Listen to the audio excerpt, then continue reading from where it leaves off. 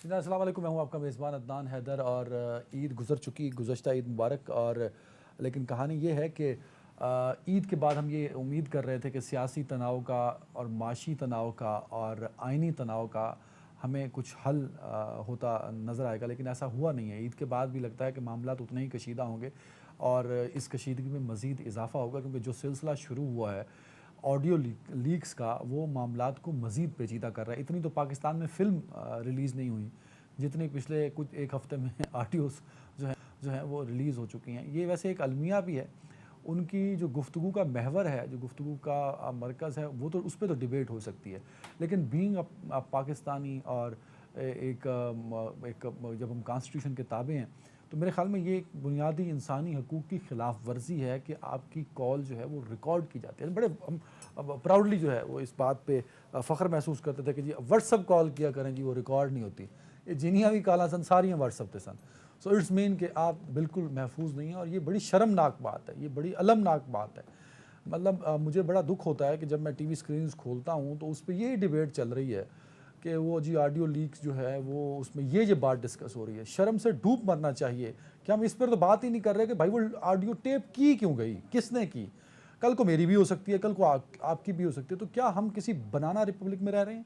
क्या हम किसी के मतलब ग़ुलाम हैं कि हमारी बातचीत होगी वो रिकॉर्ड की जाएगी, बस उसके कंटेंट पर बात हो रही है। अच्छा, कंटेंट को भी अपने एंगल से पेश करने की हर तरफ से कोशिश की जा रही है। मैं अक्सर कहा करता हूँ कि इमरान खान साहब को एक क्रेडिट और भी जाता है कि उन्होंने इस मुल्क का जितना भी दानिश्वर और सहाफ़ती तबका था उसको एक्सपोज कर दिया है। एक जुमला पता नहीं, मैं आई डोंट नो कि ये पैमरा के जो आदाब हैं उसके उसके मैं खिलाफ वर्जी ना कर बैठूँ कि इस हमाम में सभी नंगे हैं। तो मुझे लगता है कि इस एक साल के दौरानिए में जो कुछ सहाफ़ती आदाब में हुआ, जो कुछ दानिश्वरों के हलकों में हुआ, उसमें उससे लगा मुझे तो यही फ़ील हुआ, मैं गलत भी हो सकता हूँ, कि इस हमाम में हम सभी नंगे हैं।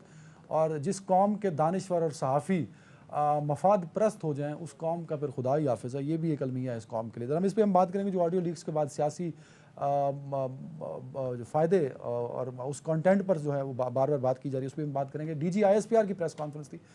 फ़ौज ने एक मरतबा से फिर अपने आप को ये कहा है कि वो उनका एक रोल जो है वो बिल्कुल गैर सियासी, और सियासी जमातों में कोई पसंदीदा जमात नहीं। और ऑफ़ कोर्स जो आजकल की सूरत हाल है, ख़ास तौर पे टेररिज्म की जो एक्टिविटीज़ हमें दिखाई दे रही हैं, ख़ास तौर पे TTP का इन्फिल्ट्रेशन जो है वो काफ़ी हद तक बढ़ता जा रहा है।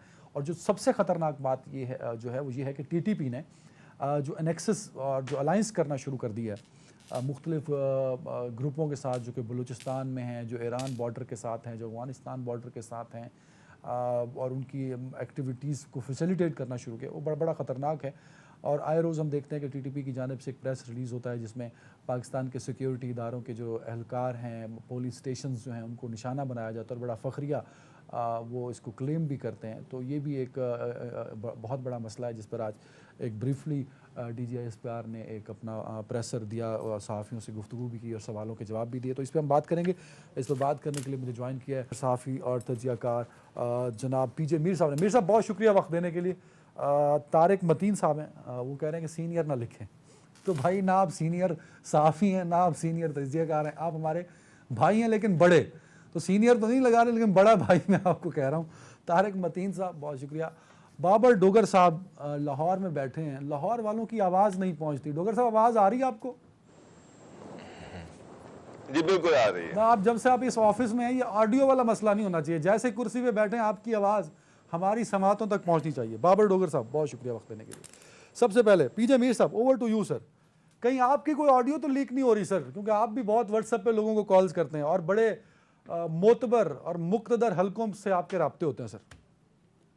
अदनान, सबसे पहले ये व्हाट्सएप की कॉल नहीं है। मैंने इधर यहाँ बिकॉज मैं अभी लंदन में हूँ, यहाँ I had it investigated sky के थ्रू, और ये कॉल ये किसी ने एंट्रैपमेंट की है और इसको विलफुली इसको ये उन्होंने रिकॉर्ड करके फिर आगे चलाई है। ये एक अल्टीरियर मोटिव था इसका कि जिसने भी करवाई है, ये एक अल्टीरियर मोटिव है जिसमें आप कह लो कि एक पॉलिटिकल सर्कल्स में और between the government and the judiciary एक और खलल पैदा हो जाए। अभी तक ये तो कंफर्म्ड है। लेकिन दूसरी चीज ये है, जो भी आपने प्रोलॉग में बात की है, बिल्कुल आपने सही कहा है। ये बिल्कुल बदतरीन किस्म की हमने ये पॉलिटिक्स देख रहे हैं कि किसी की ऑडियो निकल रही है, वीडियो निकल रही है। अभी क्या हमने पॉलिटिक्स इसी पे करनी है पाकिस्तान में? क्या यही हमारा लाअमल रह गया? क्या यही हमारा लेवल रह गया कि हम एक दूसरे की ये बात करें? आप इस कॉन्वर्सेशन में आप देख लें, there is nothing wrong in the conversation, लेकिन उठा के आगे कर दिया। So the question here raises कि ये क्या अच्छा, बाय द वे, ये जो ऐसी कॉन्वर्सेशन है, ये सबमिसिव नहीं है in a court of law in England, यहाँ नहीं है और कहीं भी नहीं है, पाकिस्तान में पाकिस्तान भी नहीं है। हाँ जी, पाकिस्तान में भी नहीं, बिल्कुल सही कहा आपने। नाउ द क्वेश्चन इज कि why do we give importance to such? क्या सिंपली कि हमने कोई वो रेटिंग लेनी है क्या? मैं तो I if I was to do a program Adnan, I would never have it in my show. Why? Because I mean ये क्या नेशनल ऑब्जेक्ट है? हाँ, हम बात करें महंगाई की करो, ये अनएम्प्लॉयमेंट की करो, एनवायरमेंट की करो, ये फ्लड आने वाले हैं उनकी करो, आप क्या इनकी करो बात। ये क्या, हाँ जी उसकी बात आ गई, उसकी बात आ गई। This is the lowest form of I tell you politics. आपने सही कहा, बिल्कुल अच्छा। Very right sir, very this right, wasn't very right. Babar Dogar साहब, जब हमारी इकदार जो है वो इस हद तक गिर जाएं, हमारा म्यार जो है इस हद तक गिर जाए कि हम एक तो कॉल टेप करना शुरू कर दें, और ये बड़े अरसे से चल रही हैं सर। मतलब इतनी तो पाकिस्तान में फिल्म रिलीज़ नहीं हुई पिछले एक साल में जितनी ऑडियो और वीडियोज़ रिलीज़ हो गई। ये भी एक अलमिया है हम सब के लिए। और जो पीजे मीर साहब बात कर रहे हैं उस कंटेंट को मैं थोड़ी देर के लिए, वैसे तो वो एडमिसिबल नहीं है, मैं फर्ज कर लेता हूं कि वो एडमिसिबल है, तो उसमें तो कोई ऐसी बात ही नहीं हो रही जिसमें यह कह दिया जाए कि जी वन साइड हो गया है, या कोर्ट मुतासर हो गया, या चीफ जस्टिस इससे मुतासर हो गया, या फैसला इसके मुताबिक आ रहा है। तो हम उसको क्यों फोकस कर रहे हैं? पूरा मीडिया का जो है फोकस हमारा भी उसकी तरफ है, और हम सियासी हल्कों में भी यही बहस हो रही है कि जी कोर्ट बिक गया, सुप्रीम कोर्ट बिक गया, जजेस बिक गए सर। तो ये जो बातें हो रही हैं क्यों हो रही हैं? देखिए, एक केस चल रहा है और उस समय गवर्नमेंट का एक वाजे पॉइंट है और सामने सुप्रीम कोर्ट ऑफ पाकिस्तान है, और सुप्रीम कोर्ट जो है वो वाजे कर चुकी है कि वो आइन और कॉन्स्टिट्यूशन के अंदर रह के ये फैसला करेगी। गवर्नमेंट किसी सूरत में ये इलेक्शन नहीं चाहती। तो जो भी चीज सपोर्टिंग एलिमेंट है, जिस तरह से भी वो चाह रहे हैं कि सुप्रीम कोर्ट के अंदर एक कंट्रोवर्सी पैदा हो, जजेस जो है उनके दरमियान एक पोलराइजेशन हो, एक रिफ्ट हो, उसमें किसी हद तक कामयाब हो गए हैं। आपको सुप्रीम कोर्ट में एक वाज़ेह तौर पर डिवीजन नजर आ रही है। अब आगे सुप्रीम कोर्ट को जितना भी गंदा किया जा सकता है वो कर रहे हैं, और ये जो सारे उनके सपोर्टिंग एलिमेंट्स हैं कि ये लोगों को तक ये मैसेज पहुंचाना कि देखिए जनाब, कोर्ट जो है वो बाइस्ड है, किस तरह से ताने बाने बुने हुए हैं, किस तरह से साकिब निसार जो है, पहले तो उनको एक टिल्ट किया गया कि जी उन्होंने एक इलेक्टेड प्राइम मिनिस्टर जो था उसको घर भेज दिया और वो किसी की डिक्टेशन पे भेजा गया, उनको नथी किया गया पीटीआई के साथ। अब ये दिखाया जा रहा है कि पीटीआई और उनके दरमियान एक कनेक्शन है, और वो किस तरह से चीफ जस्टिस जो है उनको गाइड कर रहे हैं, सपोर्ट कर रहे हैं, उनको बता रहे हैं कि आगे करना क्या है। तो चीजें तो बड़ी वाज़ेह हैं, बड़ी क्लियर हैं। कोशिश ये की जा रही है कि किस तरह से सुप्रीम कोर्ट ऑफ पाकिस्तान को डिस्क्रेडिट कर दिया जाए और इतना कंट्रोवर्शियल कर दिया जाए, इतना गंद डाल दिया जाए कि बाद में गंद संभाला ही ना जाए। और तो यही कोशिश है, और उसका अल्टीरियर मोटिव ये है कि इलेक्शन नहीं करवाने, चाहे जो मर्जी हो जाए। इस साल इलेक्शन नहीं होने, यही मकसद है, यही चीज है। और चीजें बड़ी वाज़ेह है, क्लियर है, इसमें कोई एम्बिगुअस चीज नहीं है। तो वाज़ेह मकसद तो आपके सामने ही है। मकसद सिर्फ एक ये है कि अदारों का क्लैश है, पार्लियामेंट को सुप्रीम कोर्ट के सामने खड़ा कर दिया, सुप्रीम कोर्ट को डिवाइड कर दिया, सुप्रीम कोर्ट को आगे मजीद जो चीफ जस्टिस है उन पर गंद उछाला जा रहा है। किस तरीके से ऑडियो लीक जो है वो ये साबित करने की कोशिश की जा रही है।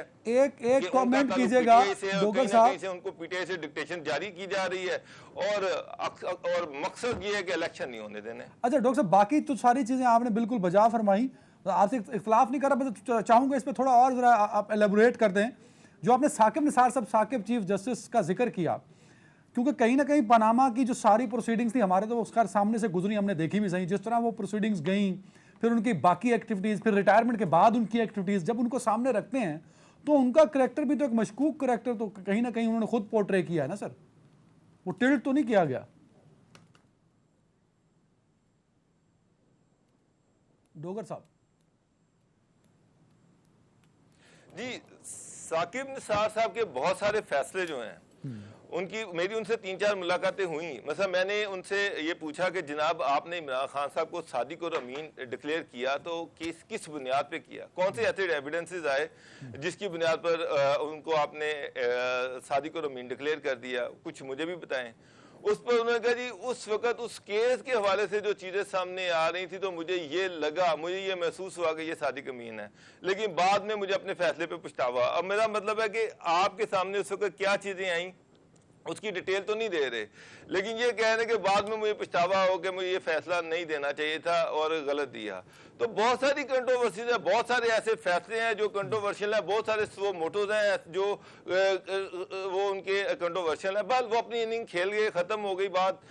अब दोबारा वेरी राइट तारिक मतीन साहब, वो अपनी इनिंग खेल गए। अच्छा होता कि साकिब निसार साहब अपनी इनिंग्स खेलने के बाद ड्रेसिंग रूम में बैठ के बाकी मैच देखते हैं, लेकिन वो तो सर खुद मैच का हिस्सा बने हुए हैं। कहीं ना कहीं अगर बैटिंग और बॉलिंग नहीं कर रहे तो कहीं ना कहीं फील्डिंग जरूर कर रहे हैं सर। तो जो करैक्टर उनका मुख्तलिफ चीजों में सामने आ रहा है वो कंट्रोवर्शियल तो है। तारिक मतीन साहब, नीलत होता ऐसी गोली खा लें जिससे कोई 10 साल के लिए सो जाए, क्या करें? इंसान है वो, उसके बाद लीगल फर्म खोल के बैठा हुआ है, उससे कोई लीगल एडवाइस लेगा तो वो लीगल एडवाइस नहीं देगा, क्या करे वो? उसके बाद गूंगा हो जाए, जीना छोड़ दे, क्या करे वो? बिल्कुल ठीक बात है, मतलब उनसे एक लीगल एडवाइस दी गई, उन्होंने लीगल एडवाइस दे दी। जो सादिक और अमीन वाला मामला अभी बाबर साहब भी बात कर रहे थे, हुआ ये था कि उस केस में उन्होंने एक से ज्यादा बार बताया है कि मुझसे जो दूसरी साइड पर लॉयर थे इमरान खान साहब के इस केस में जो खिलाफ थे, उनकी ये प्ली थी कि इसको इन इन इन चीजों की बुनियाद पर डिक्लेयर किया जाए कि ये सादिक और अमीन नहीं है।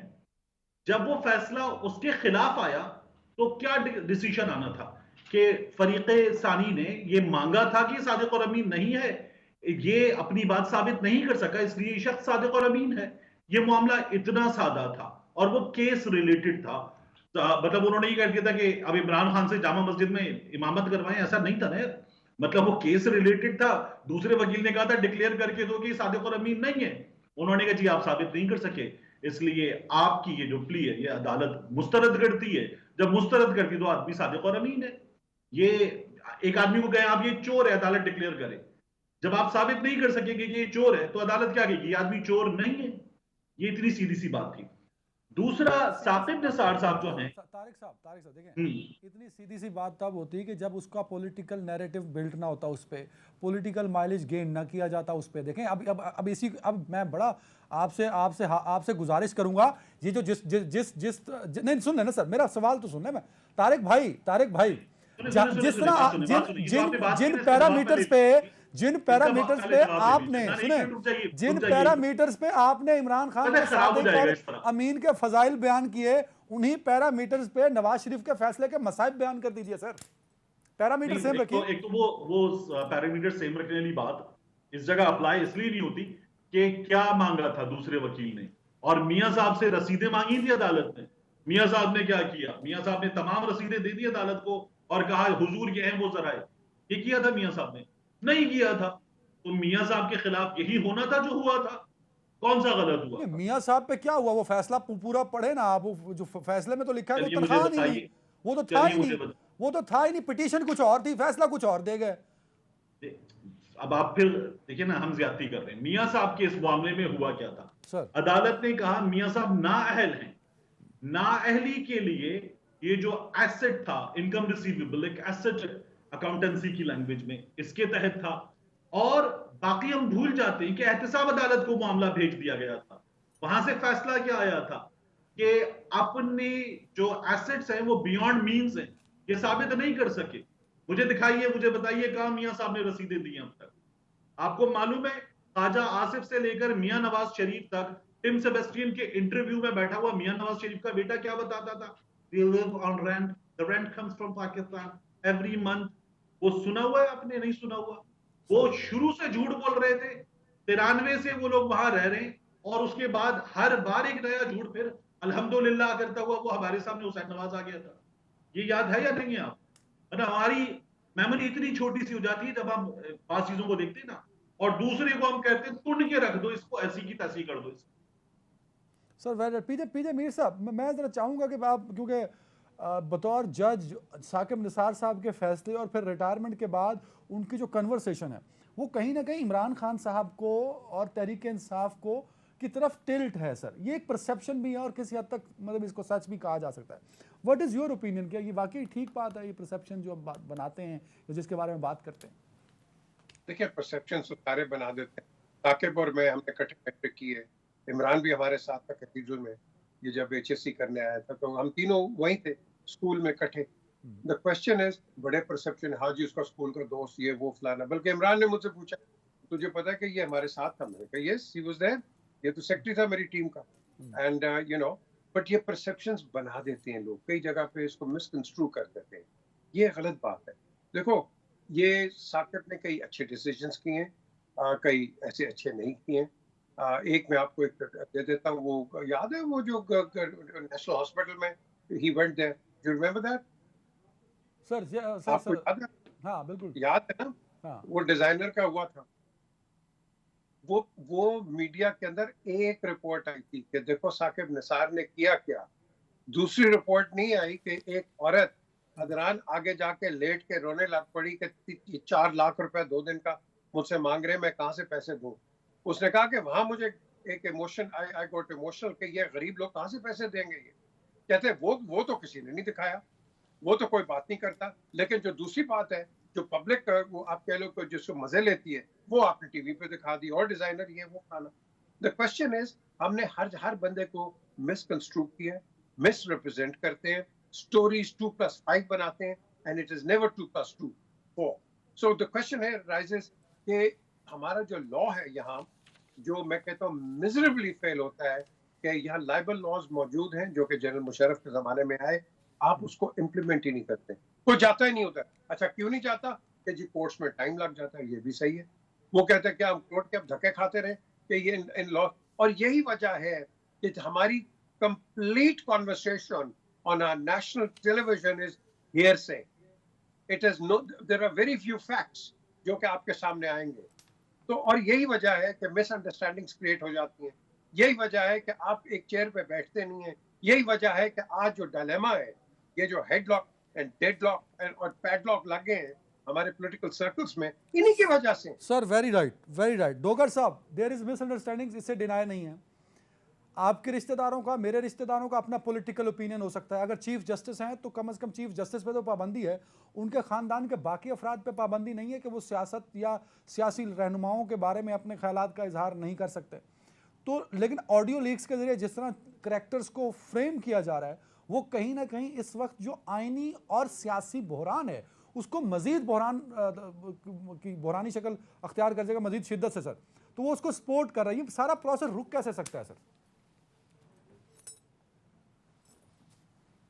देखिए रुक कैसे सकता है, बात सिर्फ ये है कि ये पॉलिटिकल पार्टीज खुद बैठ के डायलॉग कर लें, अगर ये पार्लियामेंट के मसले पार्लियामेंट में हल कर लें, अगर ये अपने मसाइल जो हैं ये सुप्रीम कोर्ट पे ना लेके जाएं, अगर ये दूसरे अदारों की तरफ से ना देखें, अगर सियासतदान आपस में बैठ के अपने मसाइल को खुद हल करना सीख लें, तो चीजें खुद ब खुद हल होना शुरू हो जाएंगी। मेरा मतलब आपकी मिसाल, आपके साथ इंडिया है, दुनिया के सारे ममालिक हैं, पार्लियामेंट में सारे मसले हल हो रहे हैं, पार्लियामेंट में डिस्कशन हो रही हैं, सियासतदान एक टेबल पे बैठ के बात कर रहे हैं और बात के जरिए से मसाइल का हल ढूंढ रहे हैं। जब सियासतदान फेल होंगे, जब सियासतदान अपने मसले हल नहीं कर सकेंगे, तो फिर दूसरे अदारे सामने आएंगे। अब देखें कि हर मसले का हल सुप्रीम कोर्ट में जा रहा है, हर मसला सुप्रीम कोर्ट में हल किया जा रहा है, पार्लियामेंट में जो मसले हल होने चाहिए थे वो सुप्रीम कोर्ट में जा रहे हैं। एक पॉलिटिकल पार्टी इस्तीफे दे देती है, अगले दिन कहती है कि ना हमने असेंबली में वापस आना है, कभी वो एक सूबे की गवर्नमेंट तोड़ देती है कि वहां पर इलेक्शन करवाने हैं, बाकी सूबों में इलेक्शन हो नहीं रहे, चीजों को कॉम्प्लिकेट किया जा रहा है। इसका वाहिद सिंपल हल ये है कि सियासतदान आपस में बैठें, एक दूसरे पर ट्रस्ट करें, आगे बढ़ना सीखें, मामलात को खुद हल करना सीखें। अगर वो फौज की तरफ देखेंगे, अगर वो सुप्रीम कोर्ट की तरफ देखेंगे, तो वो अपनी स्पेस फौज और सुप्रीम कोर्ट को दे रहे हैं जो वो ले चुके हैं। तो इसका मैं जो आप सवाल पूछ रहे हैं, इसका वाहिद हल ये है कि सारे आपस में बैठ जाएं, अपनी ईगो को पीछे छोड़ें और किसी एक चीज पे, किसी एक नुक्ते पे जो है फैसला करें और बाहर निकल के उसका अनाउंसमेंट कर दें। डोगर साहब की ख्वाहिश और डोगर साहब का तज्जिया सर आंखों पर, लेकिन ये सर आंखों पर ही रहेगा, इंप्लीमेंटेड नहीं हो सकता। सियासतदान बैठ के बातचीत करते तो आज हम इतने गंदे ना हो चुके होते जितने हो चुके हैं। सर एक कमेंट कीजिएगा, ब्रेक पे जाना है। ये कह रहे हैं डोगर साहब का मानना ये है कि पार्लियामेंट में मसले हल करो, सुप्रीम कोर्ट को। यहाँ तो सुप्रीम कोर्ट ने खुद वो केस था पंजाब पुलिस का, उस पर सो मोटो की रिक्वेस्ट कर दी, तो मामला तो सुप्रीम कोर्ट ने अपने आप को खुद इसमें एंगेज किया। और जहां अब सुप्रीम कोर्ट पहुंच चुकी है, जिस कदर मुतनाज़ हो चुकी है, उसमें खुद सुप्रीम कोर्ट का जो किरदार है उस पर क्या कहेंगे आप? ठीक है, आप ये कह रहे हैं कि सुप्रीम कोर्ट का क्या किरदार है? तनाजा है, मुतनाज़ सुप्रीम कोर्ट हो चुकी है, मैं इससे एग्री नहीं करता। कुछ जज साहिबान मुतनाज़ हो चुके हैं। आप कह रहे थे कि एक कमेंट कर दूं, तो कमेंट इतना है कि जो डोगर साहब की ख्वाहिश और वक्त की जरूरत है, ये तो नहीं हो सकता। लेकिन ब्रेक के बाद वापस आइएगा, आपने ब्रेक लेने की बात की थी। मुझे आपने ये जो पूछा था सिलसिला रुक कैसे सकता है, इसका जवाब आपको देना है। मैं ब्रेक के सर बाद मैं 2 मिनट दे रहा हूं आपको, 120 सेकंड सर, बोल लीजिए। जबरदस्त जबरदस्त। तो देखिए कैसे रुक सकता है सिलसिला। ये जो बंदयाल साहब की सास साहिबा की ऑडियो आई, ये सिलसिला कैसे रुक सकता है? 7 अप्रैल की स्टोरी थी आजाद सैयद की रोजनामा जंग में। उस स्टोरी के जरिए हमें पता चला कि army chief general Asim Munir साहब जब आर्मी चीफ बनने की दौड़ में थे, तब उनके खानदान की खातून का डाटा चोरी किया गया नादरा से। एफआईए के इंटीग्रेटेड बॉर्डर मैनेजमेंट सिस्टम में ये डाटा डाला गया, ये चेक करने के लिए कि कहां-कहां ट्रैवलिंग हुई है। उस स्टोरी के बाद हमें ये पता चला कि 6 लोग नौकरियों से मुअत्तल हुए हैं। 3 लोग जो अफवाज पाकिस्तान के साबिक ऑफिसर्स थे, उन्हें इस्तीफे का मौका दिया गया है। ये कुल 9 लोगों की कहानी थी और हमने बिल्कुल ठीक किया। डाटा चोरी हुआ था किसी का, हमने उनको सजा दे दी और अब इस मामले में हम आगे बढ़ रहे हैं। बंदयाल साहब के मामले में, अच्छा ये सब कुछ हुकूमत ने किया, बंदयाल साहब के मामले में अब हुकूमत को करना क्या चाहिए था? बंदयाल साहब की सास साहिबा की कॉल रिकॉर्ड हुई है, ये ब्रीच है और इस पर सजा देनी बनती थी। हुकूमत ने क्या किया? राना सनाउल्लाह साहब ने 2 ट्वीट किए, एक प्रेस कॉन्फ्रेंस की, मरियम ने सास कोर्ट कर दिया। यह है दोगला मयार। दोगला मयार नहीं होगा तो ये सिलसिला रुकेगा, इंसाफ होगा तो ये सिलसिला रुकेगा। जितनी इज्जत और प्रिवेसी आर्मी चीफ के खानदान की है, उतनी ही प्रिवेसी चीफ जस्टिस के खानदान की है। ये इस हुकूमत को नहीं पता। तो ये बड़ा अच्छा है ना सर। देखें, मैं आपको भी इसका जवाब पता है। फौज क्योंकि एक इदारा है, उन्होंने उस पर इनिशिएट किया। सुप्रीम कोर्ट भी एक इदारा है, तो सुप्रीम कोर्ट को चाहिए ना कि जुडिशल काउंसिल में मामला ले जाए। मामला अगर कहीं ना कहीं इज्जत का है, महकमे की इज्जत का है, चीफ जस्टिस की इज्जत का है, तो लेट्स कम ऑन फ्रंट ना सर, क्यों नहीं आते? ये जुडिशियल काउंसिल में नहीं जाएगा, ये वजीर दाखिला से पूछा जाएगा और ये एजेंसियों से पूछा जाएगा। अल्लाह करे ये सच हो। एक ब्रेक है नाज़रीन, ब्रेक के बाद इलेक्शन होंगे नहीं।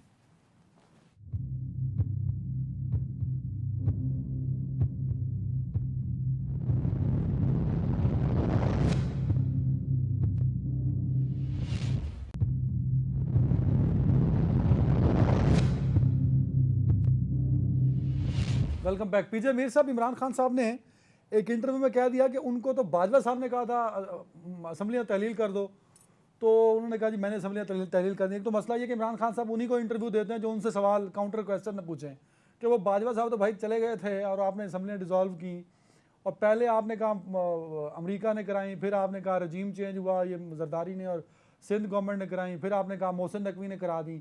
तो मतलब अब ये जो बार बार बदलते रहते हैं कि किस उसने कराई, जिसका दिल किया उसका नाम कह देते हैं, तो एक्चुअली हुआ क्या? क्या वाकई इमरान खान साहब इतने सादे हैं कि बाजवा साहब ने कहा होगा कि भाई अगर चाहते हो इलेक्शन तो डिसॉल्व कर दो, और खान साहब ने डिसॉल्व कर दी? सर देखें, ये आपको पता है कि रजीम चेंजेस जो हैं CIA मास्टर पूरी दुनिया के अंदर वो हर जगह कराता है।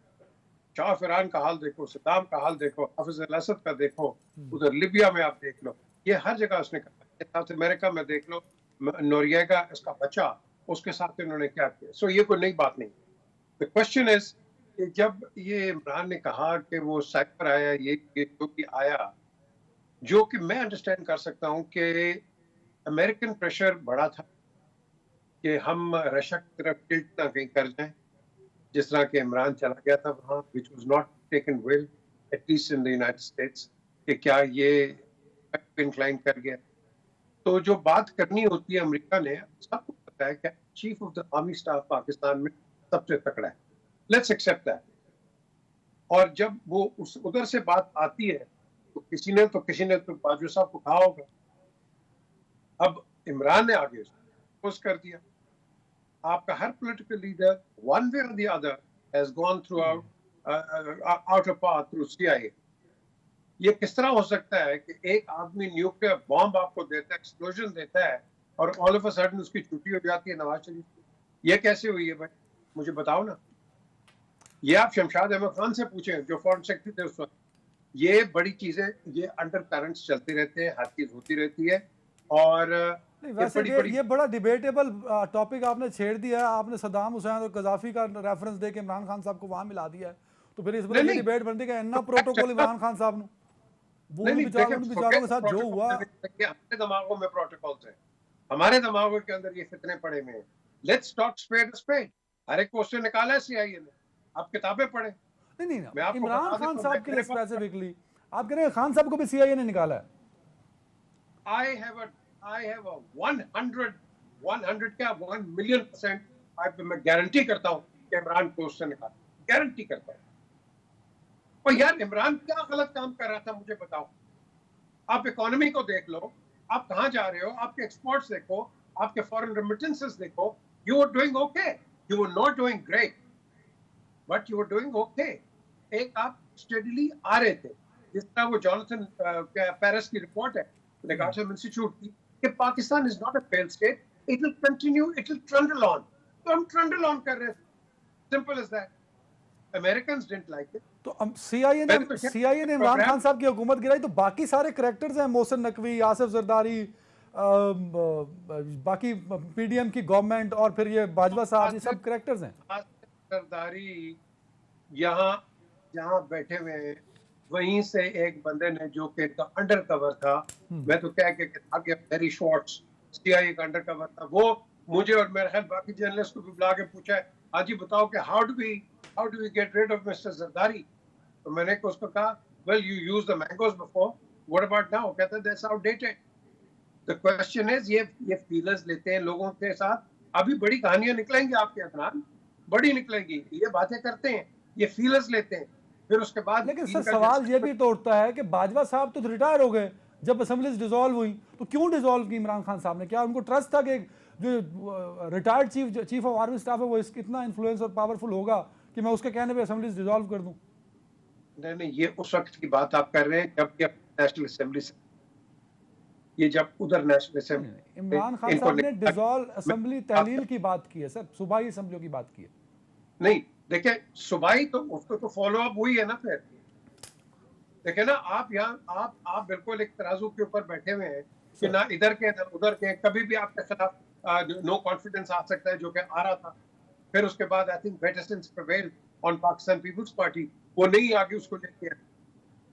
लेकिन ये सारे देखो, ये इंटरनल पॉलिटिक्स आपकी चलती रहती, ये सब चलेंगी और भी चलेंगी, अनलेस एंड अनटिल आप एक दूसरे से एक यूनाइटेड तरीके से बैठ के बात ना करें, आपको एक्सप्लॉइट किया जाएगा।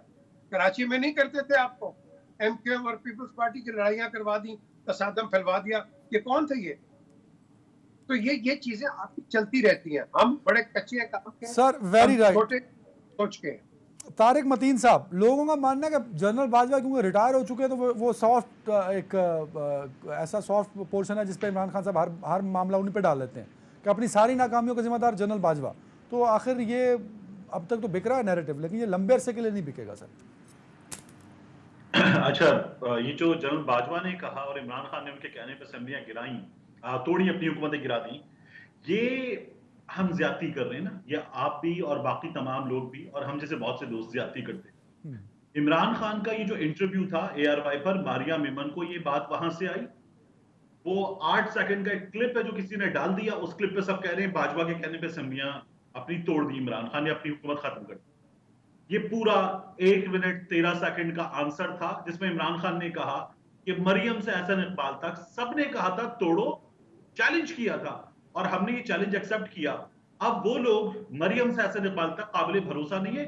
उसी रवानी में इमरान खान ने जनरल बाजवा की भी बात की थी, ये जनरल बाजवा के कहने पर किया, ये हम ज्यादती करते, ये हमारी हम सर देखे ना, मैं जो सवाल फ्रेम कर रहा हूँ वो स्पेसिफिकली उतना है। तारिक मतीन साहब, इमरान खान साहब ने बड़े होशो हवास में कहा कि जनरल बाजवा ने कहा कि अगर कबल वक्त इलेक्शन चाहते हैं तो असेंबलियां तहलील कर दें।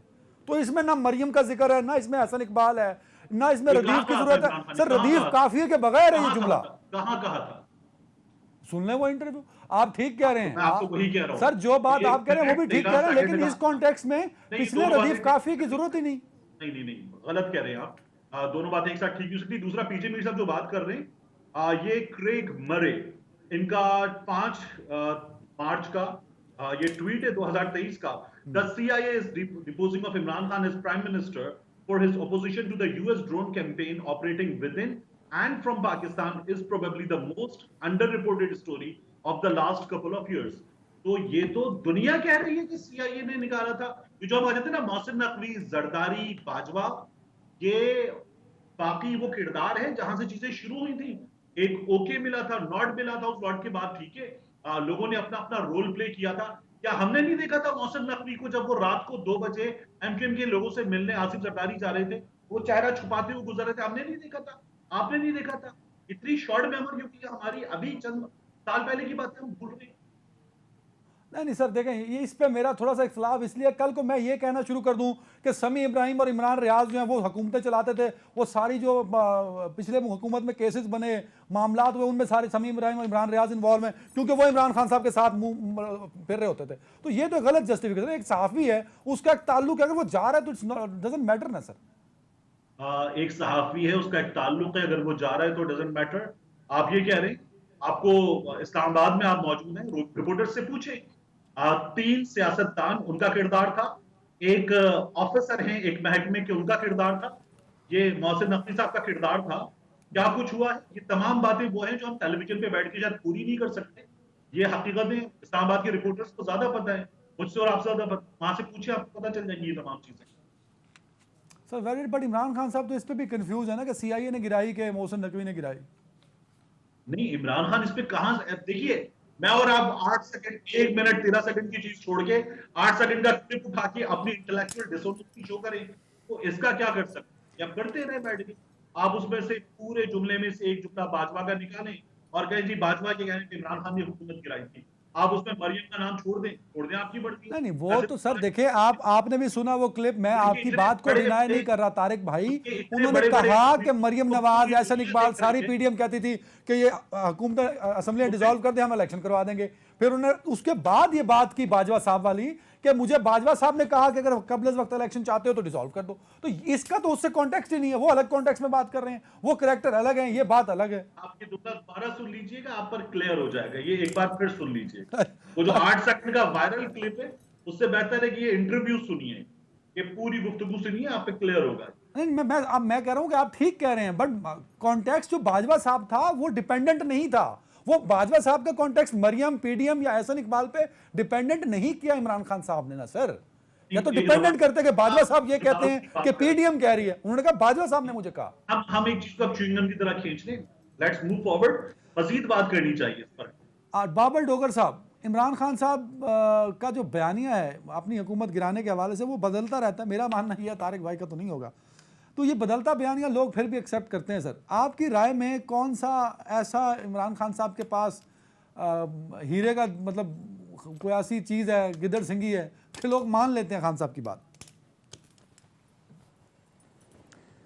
देखिए, सबसे पहले जहां तक पंजाब गवर्नमेंट गिराने की बात है कि जनरल बाजवा ने उनसे कहा था और उनके कहने पर उन्होंने पंजाब गवर्नमेंट तोड़ दी या गिरा दी ताकि जल्दी इलेक्शन हो सकें, तो उस वक्त जनरल बाजवा रिटायर हो चुके थे और उससे पहले मोनिस सलाई और चौधरी प्रेलाई का ये स्टेटमेंट आ चुका था कि उन्होंने जनरल बाजवा के कहने पर पंजाब गवर्नमेंट में PTI को ज्वाइन किया और पंजाब गवर्नमेंट में वो आए।